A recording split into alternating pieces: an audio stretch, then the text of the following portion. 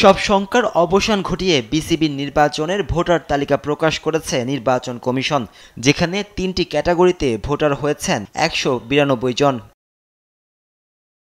এই তালিকায় রয়েছে বিসিবির নির্বাচন নিয়ে গেল কয়েকদিন নানা অভিযোগ করে আসা ওল্ড ডিওএইচএস স্পোর্টস ক্লাবের কাউন্সিলর তামিম ইকবালের নাম।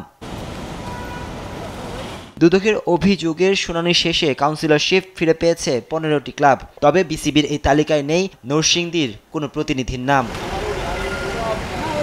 এদিকে বিসিবির নির্বাচনে সরকারের হস্তক্ষেপের যে অভিযোগ করা হয়েছে তা সত্য নয় বলে জানিয়েছেন যুব ও ক্রীড়া উপদেষ্টা আসিফ মাহমুদ সজীব ভুইয়া।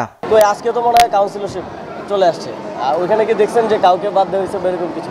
এখন এটা হয় কি, একটা নির্বাচন হইলে অনেক ধরনের রিউমার্স ছড়ায়, অনেক ধরনের নিউজ ওই যে নিউজ কাউন্সিলরশিপ নিয়ে তামিম ভাই যেটা নিউজ হলো আমি দেখলাম ওইখানে তো তেমন কোনো পয়েন্ট আসলে আমি দেখি নাই। তিনি বলেন, আইসিসির গাইডলাইন ও বিসিবির গঠনতন্ত্র মেনেই সুষ্ঠু নির্বাচন আয়োজন করতে চেষ্টা করছে নির্বাচন কমিশন। আমাদের দিক থেকে আমরা চেষ্টা করছি যে আইসিসির গাইডলাইন অনুযায়ী এবং বিসিবির যে কনস্টিটিউশন আছে সেটাকে সম্পূর্ণ টু দ্য মার্ক রেখে আমরা নির্বাচনটা আয়োজন করব। ক্রিকেটের উন্নয়নে নির্ধারিত সময়ে বাংলাদেশ ক্রিকেট বোর্ডের নির্বাচন অনুষ্ঠিত হবে বলেও এ সময় জানান ক্রীড়া উপদেষ্টা। নাজমুস সাকিব, দেশ টিভি, ঢাকা।